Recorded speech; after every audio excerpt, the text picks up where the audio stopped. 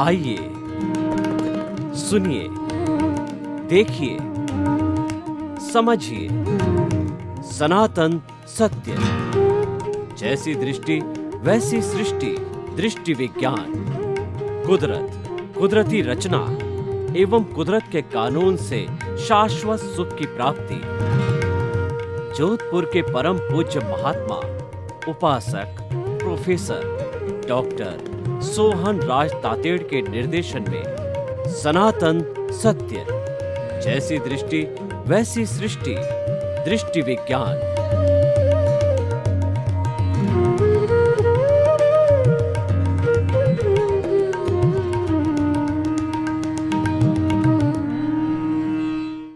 सनातन सत्य, इस कार्यक्रम को हम कुदरत, कुदरती रचना और कुदरत के कानून के अंतर्गत आपको सनातन सत्य देना चाहते हैं।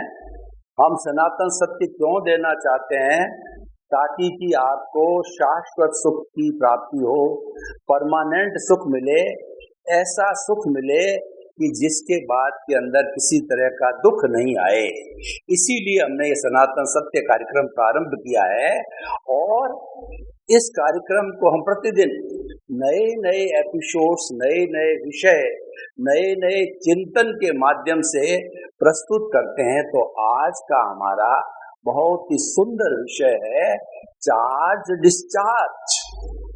देखिए, आपने अपने मोबाइल की बैटरी को देखा होगा, आपने अपने गाड़ी की बैटरी को देखा होगा, और जहाँ बड़े बड़े जनरेटर्स होते हैं वहाँ बैटरियां लगी हुई होती है, और जो रेलवे का इंजन होता है उसमें भी बड़ी बड़ी बैटरियां होती है।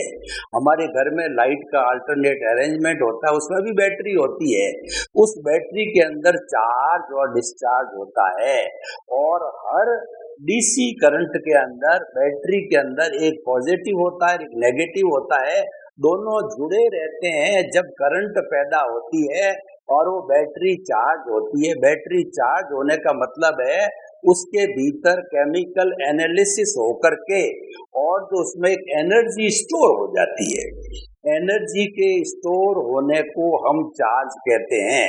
और जब वो चार्जिंग प्लग हटा दिया जाता है और उस बैटरी को विभिन्न विभिन्न कार्यों के लिए उपयोग के अंदर लिया जाता, तो बैटरी धीरे धीरे डिस्चार्ज होकर के, आपने कभी देखा होगा कि 100% चार्ज किया हुआ धीरे धीरे धीरे वो जो है वो 1 या 0% पर आ जाता है। क्योंकि जब चार्ज हट जाता है तो वह डिस्चार्ज बन जाता है। तो ये प्रक्रिया भी हमारे जीवन के अंदर चलती रहती है। तो चार्ज और डिस्चार्ज करने वाली जो हमारा कार्बन शरीर है उसको हम प्रतिष्ठित आत्मा भी कहते हैं, क्योंकि इस शरीर के अंदर मूल स्वरूप के अंदर हमारी जो आत्मा विराजमान है वह तो अक्रिया है, वह कोई भी कार्य नहीं करती है, उसकी मात्र प्रेजेंस होती है। उसकी प्रेजेंस से ही ये सारी बात होती है, उसके प्रेजेंस से ही मैं बोल रहा हूँ, बात कर रहा हूँ, उसकी प्रेजेंस से आप सुन रहे हैं। यानी अगर मूल आत्मा की प्रेजेंस न हो तो कोई भी प्राणी किसी भी तरह की हरकत नहीं करता है और वह मुर्दा कहलाता है। अब देखिए कि जब बच्चे का जन्म होता है तो जन्म होते ही जो है ये हमारा जो पिछले जन्म के अंदर हम चार्ज करके लाए थे बैटरी को, यानी चार्ज करने को दार्शनिक भाषा में, सनातन सत्य की भाषा के अंदर कहा जाता है कि भाव कर्म का होना, भावों का डालना। जो कुछ भी हमारे जीवन के अंदर घटित हो रहा है, सुख आ रहा है, दुख आ रहा है, लड़ाई है, झगड़ा है, यानी मन वचन काया की जो भी क्रिया चल रही है वो तो भुगतान है। लेकिन जो कुछ भी चल रहा है, जो कुछ भी हो रहा है, उसके होने के साथ के अंदर हम कोई प्रतिक्रिया करते या न करते। मुख्य बात जो टर्निंग पॉइंट है, जो जंक्शन पॉइंट है, जो समझने का है, जो जीवन निर्माण का काम है, जो चरित्र निर्माण का काम ये है कि भुगतान आपकी लायबिलिटी है, उसमें आपकी स्वतंत्रता है और उसको आप रोक नहीं सकते, उसको बदल नहीं सकते। आपके हाथ में क्या है? आपके हाथ में ये है कि जो कुछ चल रहा है उसके साथ जुड़ो मत। मैं आपको उदाहरण देता हूँ कि दो जो गुट है आपस के अंदर तू मैं कर रहा है, और आप जो है एक दर्शक की भांति इसको देख रहे हो, आप कोई प्रतिक्रिया नहीं करते हो, आप उनसे मुक्त रहते हो, आप बोलते नहीं हो, आप अपना ओपिनियन या अभिप्राय नहीं देते हो, तब तक वो अपना काम करते रहते हैं। तो आप उससे मुक्त रहे और आप प्रभावित नहीं हुए। और उन दोनों गुटों के अंदर अब आपने किसी भी दोनों गुट जो है क्रोध में आए हुए हैं, और आपने किसी एक ग्रुप के पक्ष के अंदर कोई बात कह दी तो दूसरा ग्रुप आपसे नाराज हो गया, और इस तरीके से आप उसके साथ में जुड़ गए, आप उससे मुक्त नहीं रहे। तो ये जुड़ने के साथ में आपने कॉज डाल दिया। जब आप जुड़े नहीं थे तब तक तो आप मुक्त थे, और जो ही आप जुड़ गए आपने कॉज डाल दिया, जिसको कि हम अपनी सनातन सत्य की भाषा में कहते हैं कि आपने भाव कर्म का निर्माण किया, आपने एक राग द्वेष की वृद्धि कर दी। ये तो एक भाव कर्म एक कॉज हो गया, क्योंकि the law of the nature, कुदरत का कानून ये कहता है कि हर जो है वो कॉज के साथ में इफेक्ट जुड़ा रहता है। Without the cause there is no effect at all in this world. जब तक कोई कारण नहीं है तो कार्य कभी नहीं होगा, और कारण है वो कार्य में बदलता है, कार्य है वो कारण में बदलता है।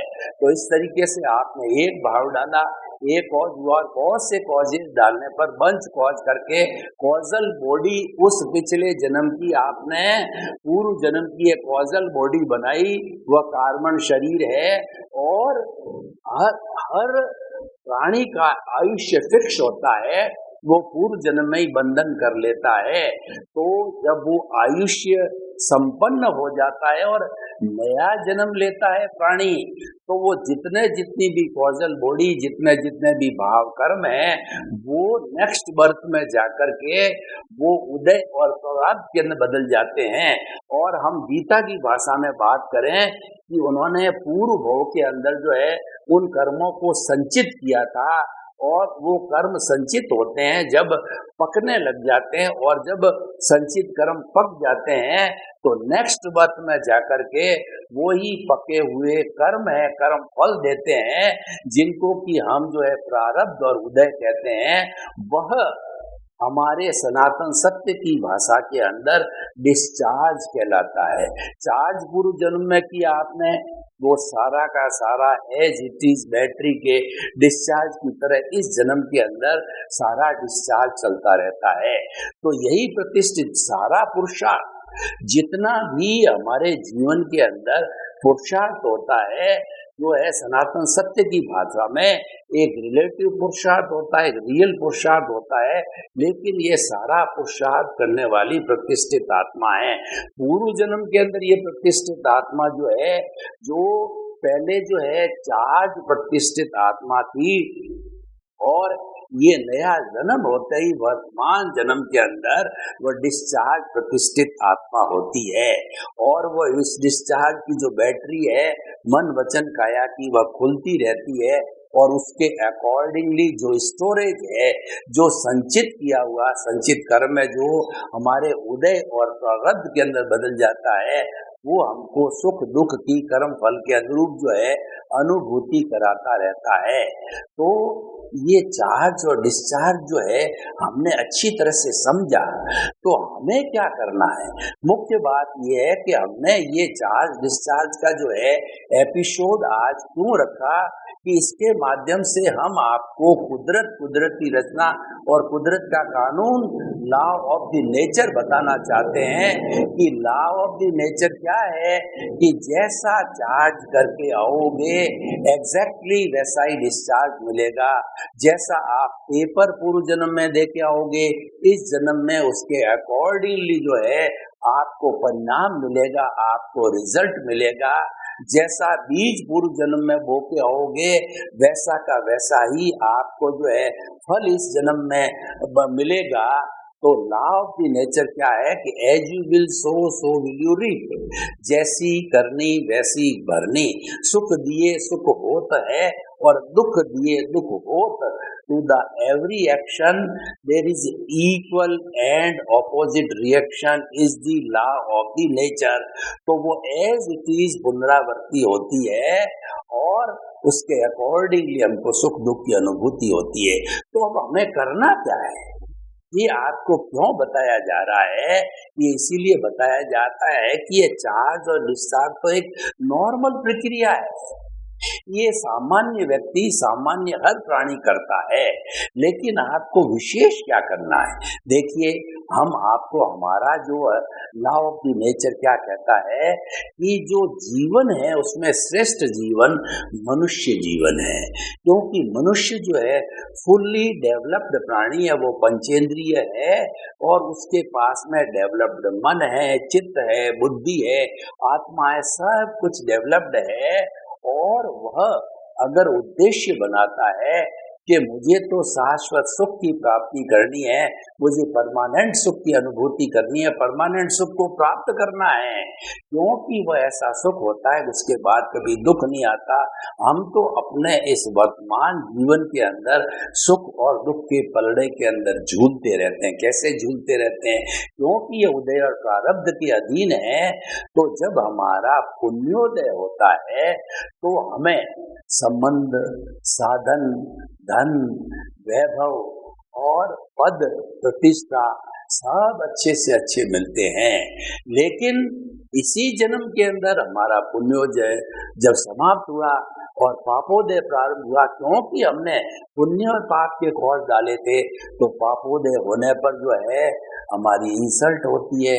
कई बार व्यक्ति को जेल में डाल दिया जाता है। आप देखते हो कि कई ऐसे प्रकरण होता है जिसके अंदर की व्यक्ति लंबे समय तक जेल में रहता है, और कई ऐसे प्रकरण होते हैं कि व्यक्ति जो है कितना ही जुर्म करे लेकिन वह जेल नहीं जाता है, क्योंकि उसका पुण्य प्रबल है। और जब पाप प्रबल होता है तब वह दुख की अनुभूति करता है। ये पुण्य पाप का जो कहना चाहिए अप एंड डाउन, ये होते होते कई जन्म हमने निकाल दिए। तो इस जन्म के अंदर हम एक ऐसा जो है गोल बनाना चाहते हैं, ऐसी नींव डालना चाहते हैं जिसको कि सम्यक दर्शन कहा जाता है, जिसको राइट विजन कहा जाता है, और जिसको जो है वो हम राइट बिलीफ कहते हैं। जब ये नींव लग जाती है तो आपको मान के चलना चाहिए कि किसी न किसी जन्म में हम मुक्ति को अवश्य जाएंगे। देखिए, जो कुछ मिलना है, जो कुछ पाना है, वह तो एक मैकेनिकल फिनोमिना है, वो तो हमारा उदय और प्रारब्ध के अधीन है। वो तो हमारे जैसे भाव कर्म डाले थे उसके अनुरूप हमको मिलना है, हमारी कोई स्वतंत्रता नहीं है। यानी मन वचन काया तथा उससे जुड़ी हुई हर अवस्था मात्र कुदरती रचना है, और वह प्राणी जन्म लेते ही कुदरत के अधीन आ जाता है, और जैसा जैसा उसका उपादान होता है, जैसा जैसा उसके कर्मों का अर्जन होता है, उसके अकॉर्डिंग वह द्रव्य क्षेत्र काल भाव और काल स्वभाव कर्म पुरुषार्थ नियति इसके माध्यम से जो है वह संयोग जुटाती रहती है, कुदरत और हमको देती रहती है। तो मैकेनिकल फंक्शन है। तो और इसके अंदर जब हमारी स्वतंत्रता नहीं, तो इसमें हम टाइम वेस्ट नहीं करें। तो हम ये गोल बनाते हैं कि जो हम आप एक ऐसा चिंतन करो कि जो कुछ चल रहा है उसको मात्र देखते रहो, उसको मात्र दर्शक बनते रहो। जैसे कि हम देखते हैं कि जहाँ लड़ाई झगड़े टंटे होते हैं वहाँ मात्र हम देखते रहते हैं, हम प्रतिक्रिया नहीं करते हैं, उसमें उलझ से नहीं रहते हैं, उसमें मध्यस्थ रहते हैं, तो परिस्थिति हमसे टल जाती है। और जैसे कि बिजली का करंट चल रहा है, वायर खुला है, लेकिन आपने हाथ नहीं दिया, इसका मतलब आप उससे मुक्त हो और आपने एसटी लाइन की जो चल रही है या एलटी लाइन चल रही है तो आपने उस पे हाथ दे दिया, यानी आप जुड़ गए, आपने कनेक्शन कर दिया, आपने संबंध जोड़ दिया। तो संबंध जोड़ते ही जैसी एसटी और एलटी की लाइन है, एसटी के अंदर तो बॉडी भस्म हो जाती है, एलटी लाइन में जबरदस्त ऐसा शौक लग जाता है, कई बार आदमी की स्मृति चली जाती है, कोमा भी चला जाता है। ये क्यों हुआ? ये जुड़ने से हुआ। तो आप इस उदाहरण से जो है ये शिक्षा ग्रहण कीजिए कि जो चल रहा है जीवन के अंदर मैं उससे नहीं जुड़ूंगा, मैं तो एक अन्य कार्य करने के लिए, और अन्य कार्य बहुत सिंपल है, हमें जीवन के अंदर एक मात्र दर्शक बनना है। आप कहते हो मैंने पुरुषार्थ किया है, तो वह पुरुषार्थ तो क्या है, ऑटो मोड से मैकेनिकल दृष्टि से हो रहा है। आप अपने आप को पुरुषार्थी मानते हो तब भी हो रहा है, नहीं मानते हो तब भी हो रहा है। मैं आपको एक दो उदाहरण देना चाहता हूँ कि आपने तो लक्ष्य बनाया कि मुझे करोड़पति बनना है, और उसके अकॉर्डिंगली जो है आप अपनी सारी प्लानिंग करते हो, और जब आपके 5 साल 10 साल 20 साल निकल जाते हैं, आप नफा नुकसान आपकी बैलेंस शीट निकाल जाते हो, तो आप देखते हो मैं तो वहीं का वहीं हूँ। व्यक्ति कई बार जीवन के अंदर बहुत परिश्रम करता है, लेकिन वो कोल्हू का बैल बना रहता है। कोल्हू का बैल जो है खूब चक्कर लगाता है, घाणी के इर्द गिर्द के अंदर उसकी आंखों के पट्टा बांध दिया जाता है ताकि उसको चक्कर नहीं आए, लेकिन खूब दिन भर घूमते घूमते जब उसके आंखों से पट्टी हटाई जाती है तो वो देखता है मैं तो जहां मुझे बांधा गया था वहीं का वहीं खड़ा हूँ। तो ये जो है सारा मैकेनिकल होता है। आप खुद जीवन में देखते हो कई बार परिश्रम करने से हमारे चाहे हुए से कुछ नहीं होता है, लेकिन आप मान लेते हो कि मैंने पुरुषार्थ किया, वो आपका पुण्य था और आप कह रहे हो मैं अच्छा बना। वो पाप था कि आप कह रहे हो कि मेरे जो है वो मेरे कर्म बुरे हैं इसीलिए मुझे भगवान को दोष देते हो, या किसी देवी देवता को दोष देते हो, किसी जादू टोने को दोष देते हो, उसने ऐसा करा दिया। लेकिन वास्तव के अंदर वो प्रारब्ध और पुण्य के अधीन होता है। तो हमारे इस जो एपिसोड का चार्ज डिस्चार्ज का निष्कर्ष ये कि ये तो कॉमन फिनोमिना है, ये तो चलता रहेगा। आप चार्ज और डिस्चार्ज से ऊपर उठो, आप तो जो है वो एक ज्ञाता दृष्टा बने रहो। जो कुछ भी जीवन के अंदर घटित होता है उसको देखते रहो। देखते रहने का अर्थ ये नहीं है कि आप जाकर के सो जाओ, कुछ काम मत करो। तो काम तो आप करते रहो, जो कुछ भी आपने सोच रखा है सुबह से शाम तक जीवन भर वो आप करते रहो, और करते रहो नहीं, वो तो करना ही पड़ेगा आपको, उसमें आपकी स्वतंत्रता नहीं है जब, लेकिन आप उससे मुक्त रहोगे तो मुक्त रहने से कोई तरह की अशांति नहीं होगी, और ये मुक्त रहना ही रियल पुरुषार्थ। बहुत छोटी बात है पर बहुत इम्पोर्टेंट बात है। तो मैं सनातन सत्य के माध्यम से जो है आपको जो है वो यूनिवर्सल ट्रुथ बताता हूँ, सार्वभौम सत्य बताता हूँ आपको, जो है वो ultimate reality of the Cosmos, ultimate reality of the ब्रह्मांड बताना चाहता हूँ कि आप जो कुछ भी मन वचन काया की क्रिया कर रहे हो करते रहो, पर उसके अंदर मुक्तता बने रहो, और उसके अंदर आप अपने आप को मत जोड़ो कि यह कार्य मैंने किया है, यह कार्य तो आपके कर्मों ने कराया है, ये आपके प्रारब्ध और उदय ने कराया है, ये आपके पूर्वकृत पुण्य और पाप ने कराया हुआ है, ये जो आप लेके आए हो उसने कराया। और फिर भी आप कहते हो कि नहीं मैंने किया, मैं बड़ा व्यक्ति बना, मैं कुबेरपति बना, मैं विद्वान बना, और जो मेरा धन, मेरा दौलत, मेरा परिवार, यानी मैं और मेरा का जितना संबंध है उसके अंदर आप ऑनरशिप करते हो, आप डूअरशिप करते हो, और उसके अंदर कोई बुरा हो जाता है तो आप ब्लेम और क्लेम करते हो इस व्यक्ति ने मेरा बुरा किया। अरे वो तो आपका निमित्त मात्र है, उसको तो कुदरत ने लाके आपके सामने खड़ा किया है और आपने पूर्व जन्म के अंदर इसके साथ यही व्यवहार किया था। पूर्व जन्म के अंदर भाव कर्म करने वाला एक्स जो है शरीर था और इस जन्म में काम करने वाला जो मेरा ये दिखाई देता शरीर है वह जो है वो वाई है। इसीलिए वाई भूल जाता है क्योंकि करने वाला एक्स था, करने वाला वाई नहीं था। वाई तो भुगतने वाला है। ये सबसे बड़ी हमारे पुनर्जन्म की विडंबना कहिए, विचित्रता कहिए, इस कारण व्यक्ति भूलता है। अगर करने वाला एक्स और वाई सेम हो तो व्यक्ति कभी नहीं भूलेगा, लेकिन एक्स और वाई और आने वाले जन्म के अंदर जेड नाम का प्राणी बन जाएगा, क्योंकि एक्स ने चार्ज किया, वाई ने डिस्चार्ज किया होगा। वाई ने उसको जो है वो पुण्य पाप होगा, उसने जो है वो उदय अधीन के प्रारब्ध होगा। लेकिन अभी वाई जो नया चार्ज कर रहा है वो आने वाले जन्म के अंदर जेड जो भुगतेगा। तो इसीलिए क्या ये तो क्रम चलता रहेगा, ये तो संसार का आवागमन है। अगर हमें इस आवागमन से छूटना है तो चार्ज और डिस्चार्ज जो है उससे आप ऊपर उठो, उसके दर्शक बनो, उसके ज्ञाता दृष्टा बनो।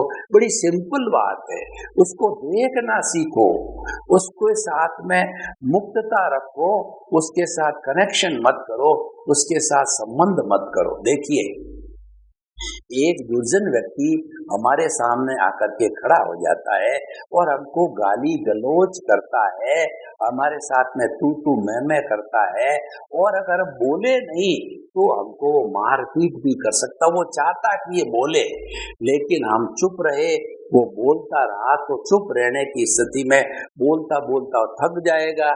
जितनी गालियां उसने दी हमने एक्सेप्ट नहीं की, उसकी आपके वापस लौट गई।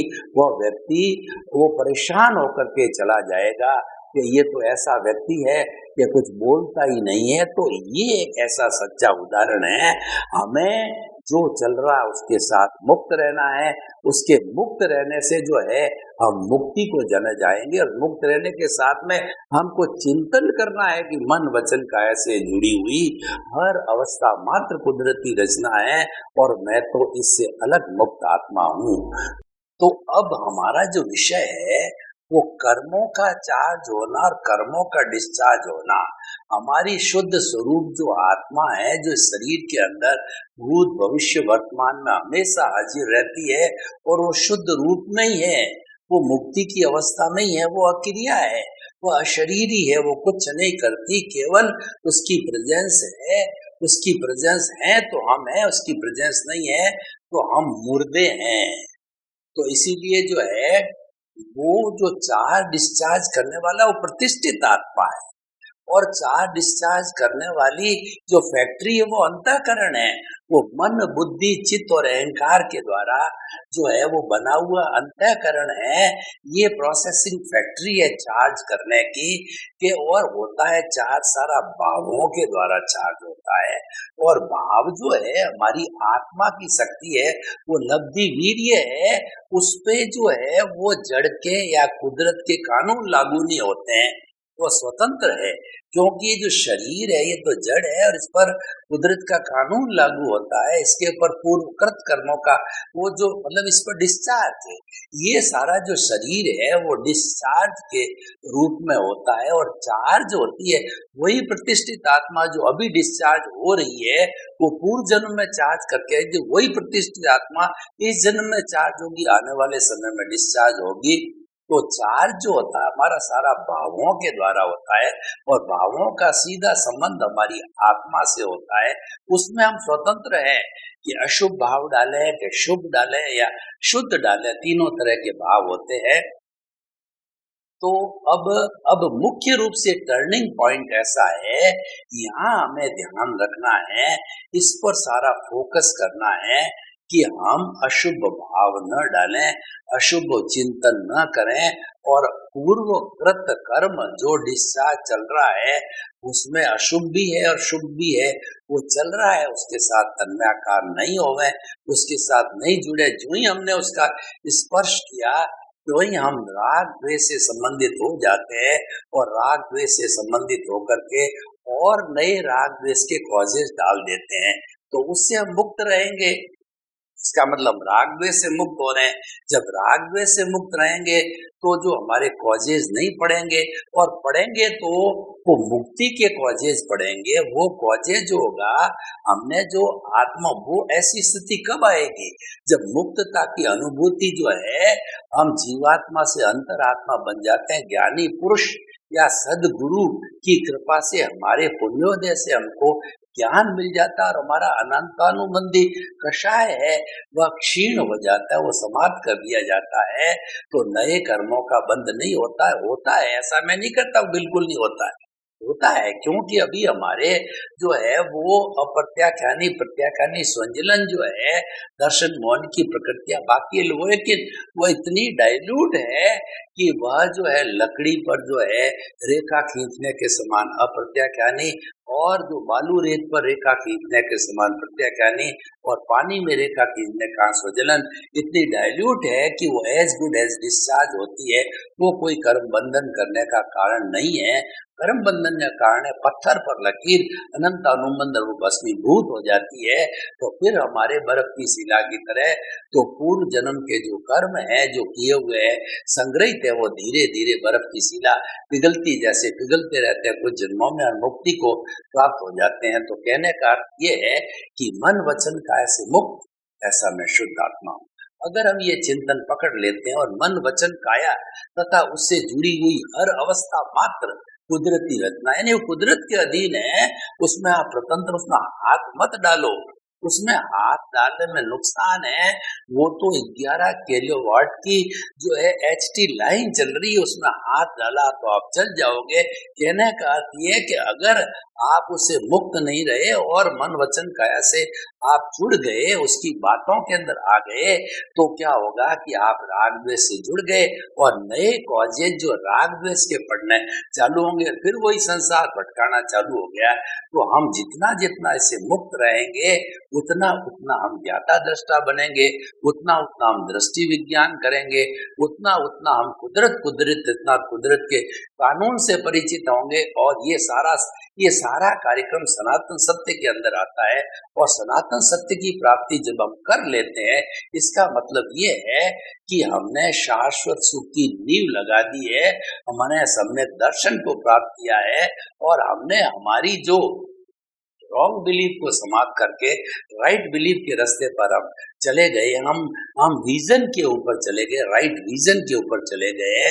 जो ट्रिपल ज्वेल्स है, उसके अंदर पहला जो ज्वेल होता है राइट फेथ, दूसरा होता है राइट नॉलेज, और तीसरा होता है राइट कंडक्ट। जो हमने राइट फेथ वाला रास्ता अपना दिया है, तो हम जो है धीरे धीरे शुद्ध होते जाएंगे, मुक्ति की ओर जाते रहेंगे, क्योंकि हम प्रभु के स्मरण में लग जाते हैं। हम जो है चेतन के पाले में आ जाते हैं, हम चेतन के बारे में सोचने लग जाते हैं, और अपने स्वरूप की जब हमको जानकारी होती है, इसको हम सेल्फ रियलाइजेशन कहते हैं।